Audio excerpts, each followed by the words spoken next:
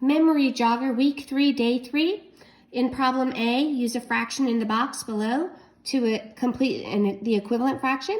So equivalent fractions, we know we're going to multiply or divide the numerator and denominator by the same number. When we multiply and divide by the same number, we're multiplying it by a fraction that's in the form of one whole number. So for example, I started with 6/12 and I'm going to look at 3/6. I know when I look at my options here, 3/4, 3/6, 4/6, this is the same. This is equivalent to 1/2. So I'm going to look up here and think 2/3 is not equivalent to a half. 6/12, 6 is half of 12. That's probably it. 6/8 is not equivalent. So here, to get to 3/6, 6/12 is going to be divided by 2 over 2. So 6/12 divided by 6/12 divided by 2/2 is going to give me 3/6. 6 divided by 2 is 3. 12 divided by 2 is 6. That takes care of that one. I'm going to go with 2/3. I know that 2/3 and 3/4 are both benchmark fractions. I know they're not equivalent. That leaves me with 4/6. So I'm going to prove how 2/3 is equivalent to 4/6. I'm going to multiply by 2 and by 2, the fraction 2/2. So 2/3 times 2/2 gives me 4/6. 2 times 2 is 4, 3 times 2 is 6. 2/3 is equivalent to 4/6. That's been done. Okay, then the last one I have is 6/8. I know that's equivalent to 3/4. I can prove that by dividing by 2 and divide by 2. So 6 divided by 2 is 3, 8 divided by 2 is 4, or 6/8 divided by 2/2 equals 3/4. And there are my 3 equivalent fractions. The next question has a line plot. It's showing laps around the track, and each x equals 1 student. And the numbers along the number line represents the number of laps run by each student. So it's the number of laps run by each student.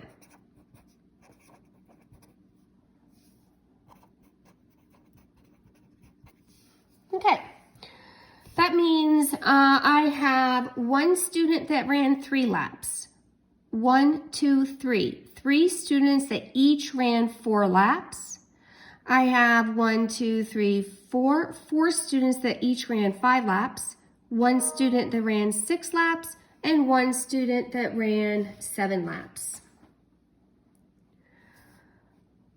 The first question is, how many students ran fewer than 6 laps? I'm going to go to 6 and 7 here. I know that I'm not going to include those because fewer means less than. That means that there were 1, 2, 3, 4 students that ran 5 laps, and 1, 2, 3 students that ran 4 laps, and only 1 student ran 3 laps. I'm going to add that up, and that gives me 8 students that ran fewer than 6 laps. The last question is, what is the total number of laps? That means that for each student, I have to count up the total number though, the total number of laps. So for my first one, there was only 1 student that ran 3. So I've got 3 laps there. The next one shows, okay, this student ran 4, this student ran 4, that's 8, plus another 4 would be 12. Or I could say 3 groups of 4, which would give me 12 total laps. 5 laps, 10. If I count these up, 5 plus 5 is 10, plus 5 is 15, plus another 5 is 20. Or I could say 4 times 5 is 20. Then I've got 1 student that ran 6, and I've got 1 student that ran 7. And when I add those up, 3 plus 12 plus 20 plus 6 plus 7, I get a total of 48 laps in total. 48 laps in total. All right. Problem C. Problem C, I've got Lucas and Adam have read lots of books this year. Lucas has read 132 books. Adam has read 5 times as many books as Lucas. So I'm going to write what I know. I know that Lucas has read 132. Adam has read 5 times as many. So I'm going to say 5 times 132 to find out how many books Adam read. This is my first step in this problem, is I need to find out how many books both read. I know Lucas, I need to find out Adam. I'm going to solve for 5 times 132. I'm going to go ahead and use standard algorithm. I'm going to start with my ones place. 5 times 2 is 10. Carry 1. 5 times 3 is 15, plus 1 is 16. 5 times 1 is 5, plus 1 is 6. So Adam read 660 books. How many books have the 2 boys read together? Keyword is together. I now need to add up. This is my second step, is add up 660 plus 132. 0 plus 2 is 2. 6 plus 3 is 9. And 6 plus 1 is 7. So that adds up to 792 books altogether. All right, in problem D,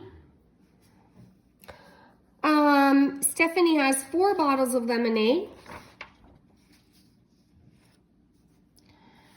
Each bottle has 4/5 liters of lemonade. How many total liters of lemonade does Stephanie have? Well, my visual right away, I think, well, she's got 4 bottles. And in each bottle, she has 4/5, which means that the bottles are not full. Each one has 4/5 in it. Okay, and I'm looking for the total number of liters. So I have 2 methods for solving this. The first one I can do is I could just add this up. Well, I know when I'm adding fractions, I need to have a common denominator, which I already do. My common denominator is 5, so I can add my numerator. 4 plus 4 is 8. Plus 4 is 12, plus 4 is 16, and I get 16/5. The second method, the other way that I could solve this, is I could use multiplication, because I could think to myself, I have 4 groups of 4/5. 1, 2, 3, 4, which means 4 groups of 4/5, and solve. I'm going to, in order to multiply this, I'm going to put my whole number over 1. And then I'm going to rewrite my fraction so it writes with 4 over 1 times 4/5. This works because if I think about 4 divided by 1, 4 divided by 1 equals 4. It's just another way for writing the whole number as a fraction. Then I know I can multiply straight across with the numerators. 4 times 4 is 16. And I can multiply straight across with the denominators. 1 times 5 equals 5. And I got the same answer, 16/5 and 16/5. The trick with 16/5, though, is that's not one of the answer choices. And so I'm going to be changing my improper fraction to a mixed number. So I've got 16/5, and I'm going to divide 16 by 5. And that means I get 3 1/5. Her total amount of lemonade is 3 1/5 liters. I've changed my improper fraction to a mixed number.